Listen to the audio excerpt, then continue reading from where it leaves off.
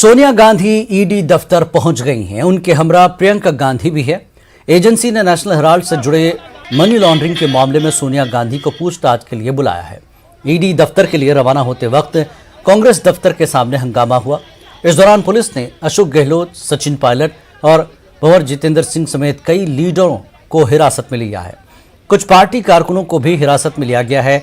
सोनिया गांधी को पूछताछ के लिए बुलाए जाने पर कांग्रेस मुल्कगीर सतह पर एहतजाज कर रही है।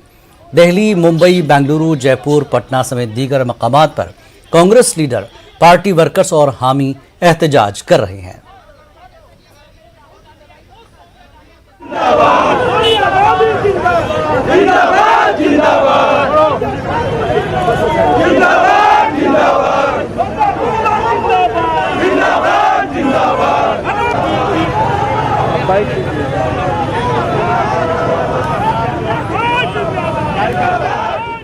का इस्तेमाल लगातार भारतीय जनता पार्टी विपक्ष की आवाज को दबाने के लिए और नेताओं को डराने के लिए करती रही है। आपको मैं उदाहरण देना चाहता हूँ, येदियुरप्पा जी ने जब बीजेपी छोड़ी उनको ईडी का सम्मान आता है, उनके भाई के ऊपर केस लगते हैं, लेकिन जैसे वो बीजेपी जाते हैं वो केस कहाँ गया पता नहीं चलता। नारायण राणे महाराष्ट्र के मुख्यमंत्री बीजेपी छोड़ते हैं, ईडी का केस लगता है, सीबीआई की जांच बैठती है, जैसे ही बीजेपी में वापस जाते हो केस खत्म और ईडी की कार्रवाई खत्म। और उसके अलावा कई ऐसे नेता भारत में हैं जिनके ऊपर केस लगे और वापस ले गए। ये केस जो आप आज जिसके बारे में हम बात कर रहे हैं उसमें एक बार क्लीन चिट दे चुकी है ईडी, और एक विवादित अधिकारी जो आप बीजेपी का अध्यक्ष विधायक बन गया है उत्तर प्रदेश में, उसके माध्यम से इसको पुनर्जीवित किया गया और दोबारा से इसका इस्तेमाल किया जा रहा है केवल और केवल कांग्रेस की आवाज़ को दबाने के लिए। हमारी नेता सोनिया गांधी 70 साल से ऊपर की हैं, एक गंभीर बीमारी से वो जूझ रही हैं, साथ में कोरोना से अभी निकल के वो बाहर आई हैं। उनको जिस तरीके से प्रताड़ित किया जा रहा है, 54 घंटे राहुल गांधी जी को बैठाया रखा, उसके बाद भी कुछ नहीं लिखा। आखिर इस केस में है क्या? क्यों इन संस्थाओं का इस्तेमाल भारतीय जनता पार्टी विपक्ष की आवाज को दबाने के लिए करे? हम उसका विरोध कर रहे हैं। राहुल गांधी को आज तक कभी नहीं हुआ। डेमोक्रेसी में धरने होते हैं, प्रदर्शन होते हैं, उसे रोक रहे हैं लोग। तो कभी आज तक कभी नहीं हुआ। पहली बार हो रहा है देश के अंदर, पहली बार हो रहा है देश में धरने प्रदर्शन को रोक रहे हैं लोग। छावनी बना दी है ICC को। कहाँ का तरीका ये? मुख्यमंत्री का एक सुरक्षा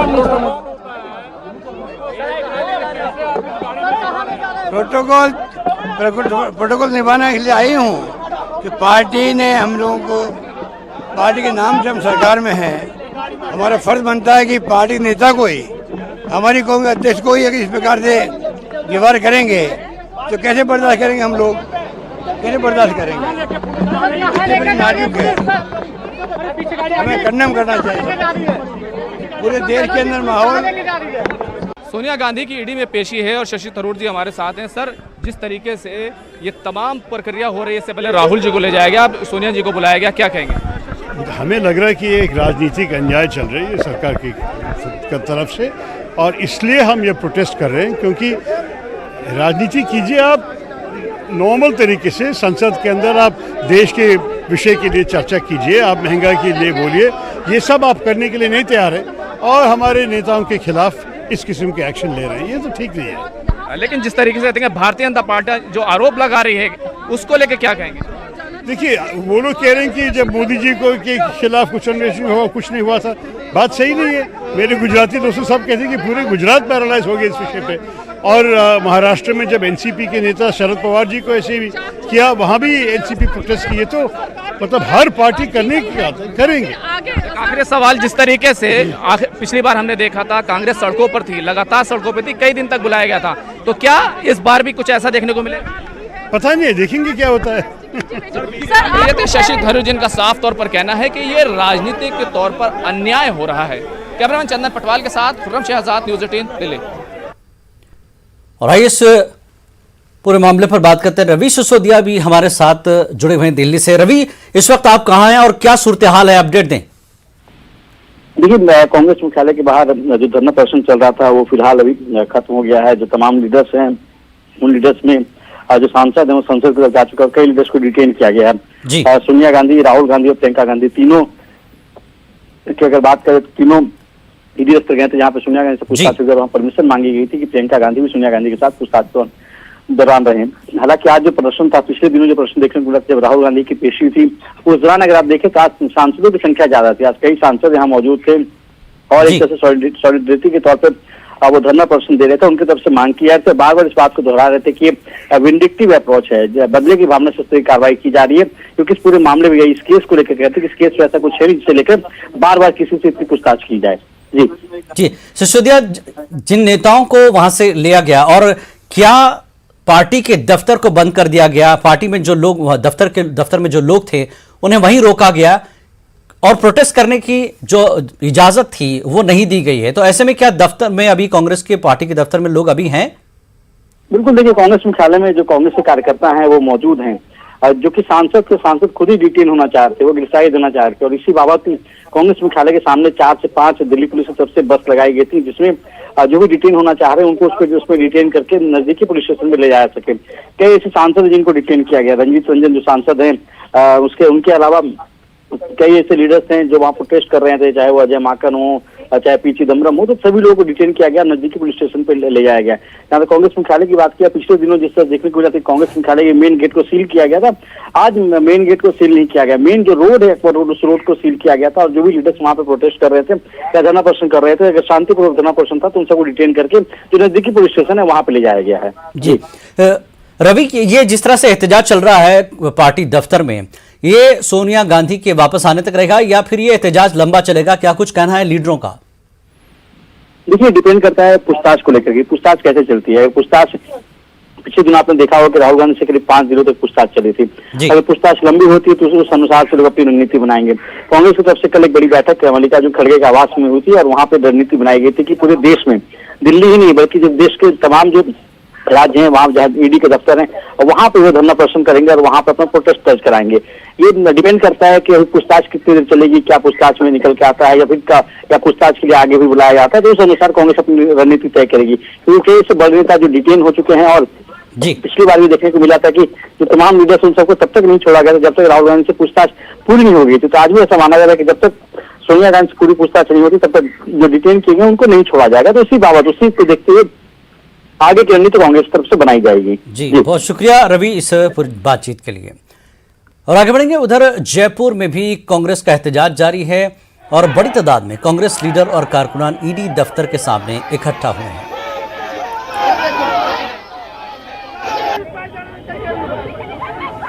पिट्ठू ईडी के पीछे छुपकर कायर मोदी सरकार सच पर वार कर रही है। सोनिया जी सच की लड़ाई लड़ रही हैं। सत्य ना कभी परेशान हुआ है ना पराजित। हम ये ना दबेंगे ना झुकेंगे ना डरेंगे। नेशनल हेराल्ड स्वतंत्रता संग्राम का चिन्ह है।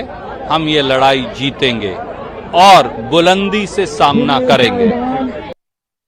सारे सवालों का जवाब देने को तैयार हैं, लेकिन लोकतंत्र में जिस तरह मिसयूज हो रहा है एजेंसीज का, उसके विरोध में हम नॉन वायलेंट तरीके से, गांधीयन तरीके से विरोध करते हैं। वो हमारा अधिकार है, लेकिन अधिकार को छीना जा रहा है, बल प्रयोग किया जा रहा है और इस लोकतंत्र में, डेमोक्रेसी में विपक्ष को, उसकी आवाज को कुचलने का काम हो रहा है। उसका विरोध हम लोग कर रहे हैं। और वहीं सोनिया गांधी की ईडी में पेशी के खिलाफ ऐवान-ए-बाला में भी कांग्रेस अरकान पार्लियामान ने एहतजाज किया। अरकान पार्लियामान सोनिया गांधी की तस्वीर वाला प्ले कार्ड थामे हुए एहतजाज कर रहे थे।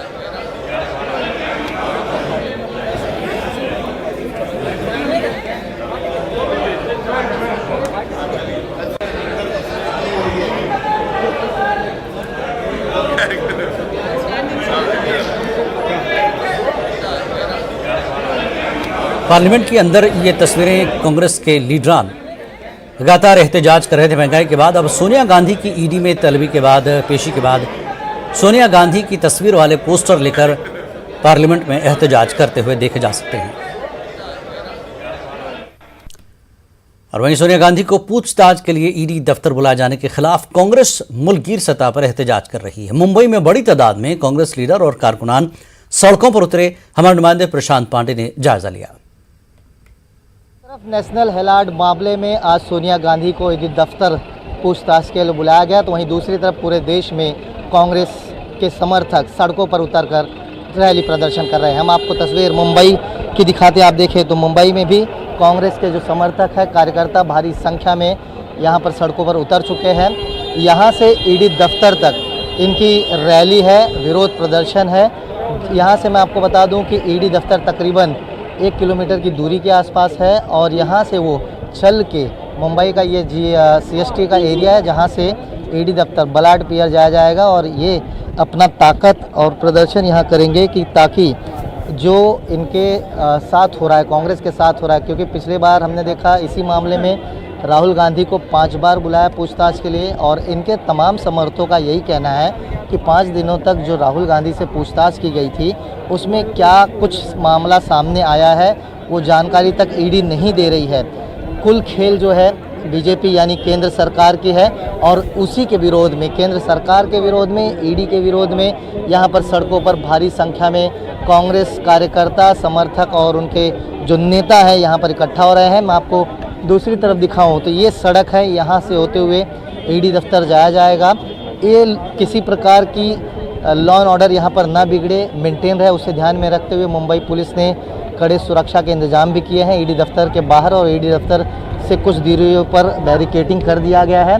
और यहाँ पर ये जो बस डिपो है पूरा CST का, यहाँ पर पहले कार्यकर्ता सभी इकट्ठा हो रहे हैं। इनके जो अगुवाई में करने वाले नाना पटोले यहाँ जैसे ही पहुँचेंगे तो यहाँ से ये रैली जो है तुरंत शुरू की जाएगी। यानी कुल मिलाकर देखा जाए तो ऐसे में जहाँ एक तरफ ईडी अपनी कार्रवाई में राहुल गांधी और साथ ही साथ अब सोनिया गांधी को बुलाकर पूछताछ करना चाहती है, तो वहीं दूसरी तरफ सिर्फ मुंबई नहीं पूरे देश में कांग्रेस के कार्यकर्ता, समर्थक और उनके नेता शक्ति प्रदर्शन करते नजर आ रहे हैं।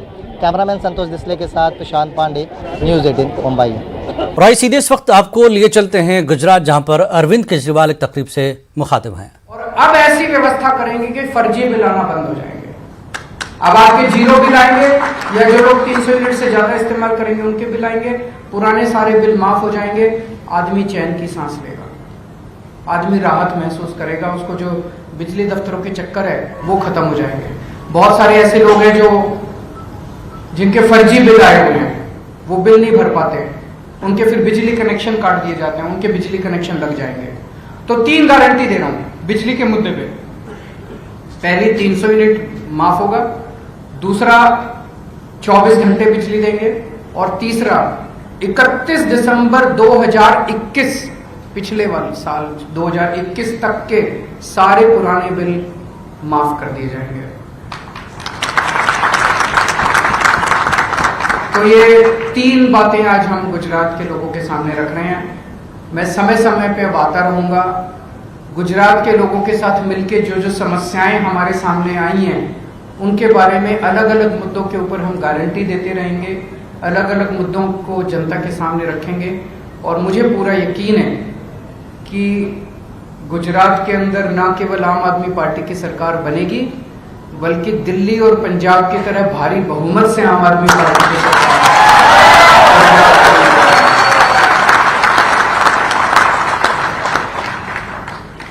अगर मीडिया के कुछ 2-3 प्रश्न हैं तो हम प्रश्न मीडिया में कोई सवाल?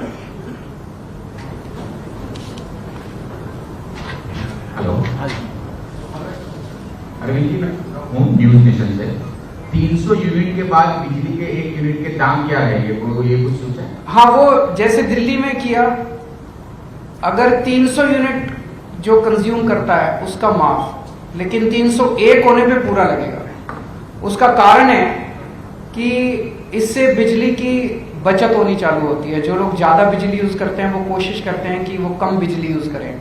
अल्टीमेटली तो बिजली तो नेशनल रिसोर्स है, तो वो जैसे दिल्ली में हमने लागू किया कि 300 यूनिट तक जो करेगा वो 0, 301 होने पे उसको पूरा बिल देना पड़ेगा। यहाँ पर बिजली के बिल के साथ मीटर चार्ज भी हर महीने लगता है, उसके लिए क्या आपका बिल 0 आएगा? और दूसरी बात, किसानों की बिजली की समस्या जो है यहाँ पर, इसके बारे में हमने चर्चा की। किसानों की बिजली के मुद्दे पे हम एक दिन और आएंगे आपके बीच में, उसके ऊपर अभी सारी वर्कआउट कर रहे हैं हम लोग। वो बहुत बड़ा मुद्दा है, उसमें कई सारे इश्यूज हैं, उन सारे इश्यूज के ऊपर कैलकुलेशन चल रही है। मैं एक दिन और आऊंगा और किसानों की बिजली के बारे में बात करेंगे। केजरीवाल जी, मैं गोपी आज तक न्यूज चैनल से। बेसिकली गुजरात के अंदर कई प्राइवेट कंपनीज है, जैसे टॉरेंट हो गया, ये सारी प्राइवेट कंपनीज है जो जिनके बिल यूनिफॉर्म नहीं होते हैं। अगर आप गवर्नमेंट पावर कंपनी की बात करेंगे या प्राइवेट कंपनी की, तो किसी का भी बिल एक साथ नहीं होता है। हर चीज, हर घर के बिल अलग होते हैं, तो उसमें आप लोगों ने किस तरीके से? वो सेम है बेसिकली। तो आपका जर्क जो है, गुजरात इलेक्ट्रिसिटी रेगुलेटरी कमीशन, वो फिक्स करता है रेट, वो बिजली कंपनी के अलग अलग फिक्स कर देता है। अब सरकार जो है वो सब्सिडी देगी, तो जिसका जो भी रेट होगा उसके हिसाब से सब्सिडी देंगे। आपको ये सब टेक्निकल में जाने की जरूरत नहीं है, आपका बिल जीरो आएगा। बस आपको आम खाने से मतलब बिजली की चिंता मत करो।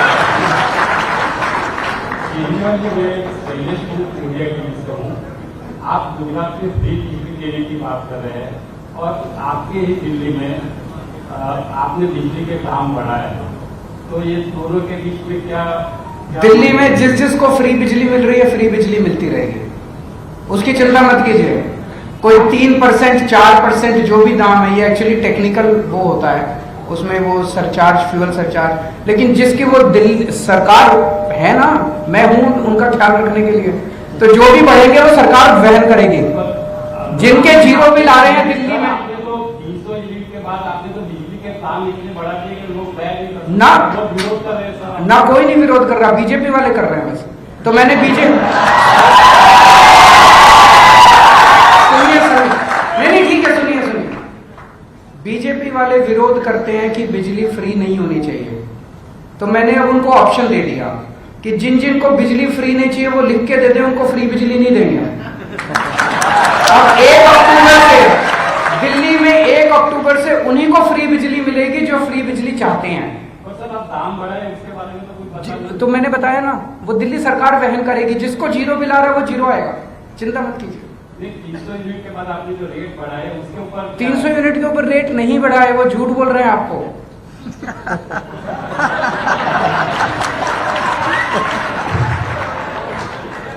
सर, गुजरात कांग्रेस के प्रमुख जगदीश ठाकुर ने ये कहा है कि गुजरात की संपत्ति पर पहला हक लघुमती का है, क्या कहोगे?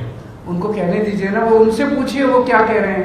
आप मेरे से मेरा बिजली का पूछिए, मैं जो कह रहा हूँ मेरे वो जो कह रहे हैं वो उनसे पूछिए। आपकी क्या राय है? मैं सोच रहा था कि कोई रेवड़ी पे तो पूछेगा, रेवड़ी।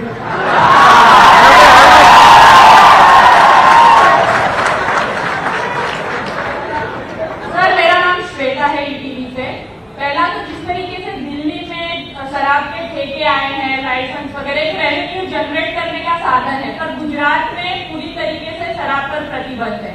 रेवेन्यू जनरेट करने के लिए क्या आपकी गारंटी योजना में इसको कुछ शामिल किया जाएगा? नहीं, कोई जरूरत नहीं है। जो आज है व्यवस्था, अगर आज यहाँ पे मद्यपान निषेध है उसको लागू रखा जाएगा, लेकिन उसको लागू किया जाएगा। अभी लागू अच्छा, आप तो इतनी सीनियर पत्रकार है, आप मेरे को एक बात बताइए। लोग मुझे कहते हैं, मैं तो गुजरात में भी बहुत घूमा हूँ, लोग कहते हैं जी फ्री बड़े आराम से दारू मिलती है, ऐसा है क्या? और अगर बड़े आराम से दारू मिलती है तो ये वो कुछ कह रहे हैं, ये अगर बड़े आराम से दारू मिलती है तो ये गैर कानूनी दारू मिलती है। आप आएंगे तो क्या करेंगे? मैं बताता हूँ मैं क्या करूंगा। अगर आराम से दारू मिलती है तो ये तो गैर कानूनी दारू मिलती है, क्योंकि गुजरात में तो मद्यपान निषेध है। ये सारा पैसा किसके पास जाता है? ये सारा पैसा जाता किसके पास है? गलत है। हम मद्यपान निषेध लागू रखेंगे, लेकिन गैर कानूनी शराब बिकने नहीं देंगे गुजरात के अंदर। हम ईमानदार लोग हैं, हमारी पार्टी को। खबरनामे में एक बार फिर आपका इस्तकबाल है। एनडीए उम्मीदवार द्रौपदी मुर्मू या अपोजिशन के मुश्तरका उम्मीदवार यशवंत सिन्हा, मुल्क का नया सदर कौन होगा, आज ये तस्वीर साफ हो जाएगी। पार्लियामेंट में वोटों की गिनती जारी है। 25 जुलाई को नए सदर जमहूरिया की हलफ बर्दारी होगी और मौजूदा सदर रामनाथ कोविंद की मुद्दतकार 24 जुलाई को मुकम्मल हो रही है। इलेक्शन कमीशन के मुताबिक इस बार वोटिंग 99% हुई थी। मध्य प्रदेश में 2 मरहले में हुए बल्दियाती इंतखाबात में नतायज के आने के बाद बीजेपी और कांग्रेस के दरमियान एक दूसरे पर सबकत ले जाने को लेकर सियासत शुरू हो गई है। बल्दियाती इंतखाबात में जहां यह सच है कि बीजेपी ने मजमूई तौर पर बड़ी कामयाबी हासिल की है। वहीं ये बात भी सच है कि बीजेपी बल्दियाती इंतखाबात में अपने साबिका रिकॉर्ड को बनाए रखने में नाकाम रही है। साबिका बल्दियाती इंतखाबात में मध्य प्रदेश के सभी नगर निगम में जहां बीजेपी का कब्जा था, वहीं इस बार के इंतखाबात में उसे 16 नगर निगम में से सिर्फ 9 पर ही कामयाबी मिली है, जबकि 5 सीट पर कांग्रेस और 1 पर आम आदमी पार्टी और 1 सीट पर आज़ाद उम्मीदवार ने कब्जा जमाया। यही नहीं, बीजेपी का जहां ग्वालियर चंबल डिवीजन में सफाया हुआ है, वहीं ग्वालियर मरीना के साथ जबलपुर और रीवा में भी उसे शिकस्त का सामना करना पड़ा है।